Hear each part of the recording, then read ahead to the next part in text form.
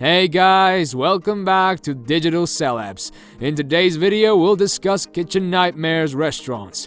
Where are they now? Part 2. Let's head into it.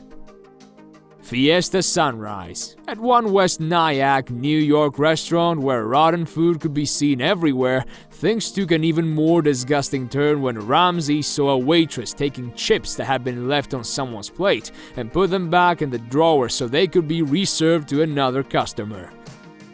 As well as rotting, stinking fish and terrible meat soaked in its own blood, the restaurant also served chicken that was so rancid that Ramsey actually choked when he saw and smelled it, according to Ramsey.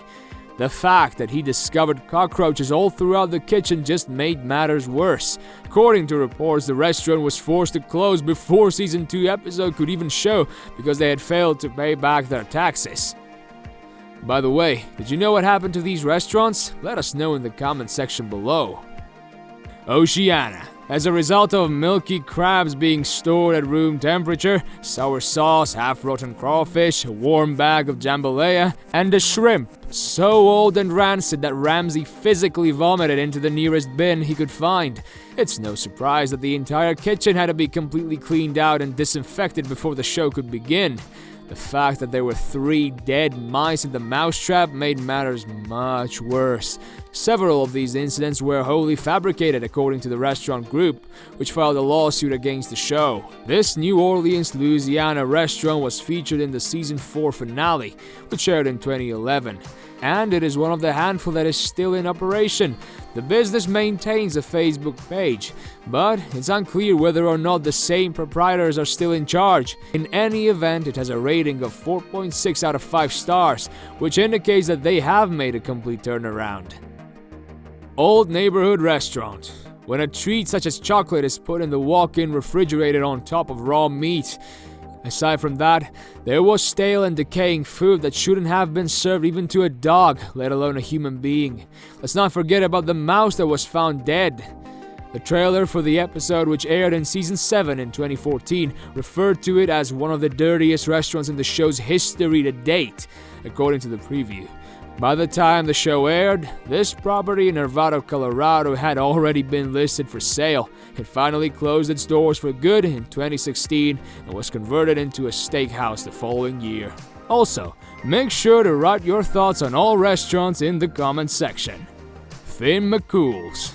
After discovering sour meat, mold on canned artichokes, cooked chicken being stored next to raw chicken, and large amounts of prepared food that has gone bad, you'd think that would be plenty for Ramsey to get his hands on.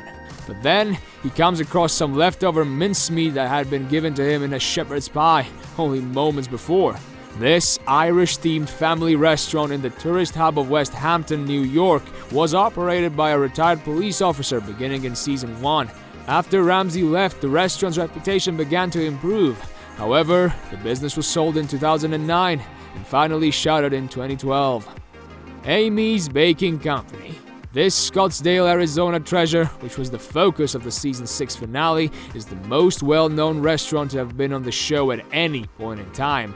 It wasn't so much the state of the restaurant as it was the attitude of the proprietors that caused this to be the first establishment that Ramsey actually walked out of, stating that he couldn't help them anymore. Following the broadcast, customers began addressing the business's proprietors by their first names and leaving negative comments on its Facebook page. The proprietors, Amy and Sammy, retaliated in the same aggressive manner as seen on the show, claiming that the negative reviews and irate supposed customers were in fact made up by the producers of the show and not actual patrons of the restaurant.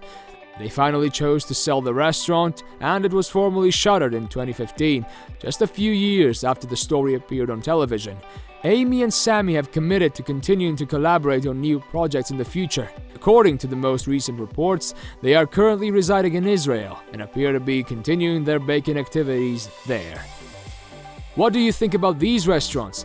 Did you know where they are now? Let us know in the comments section. This brings us to the end of today's video. I hope you had fun watching it.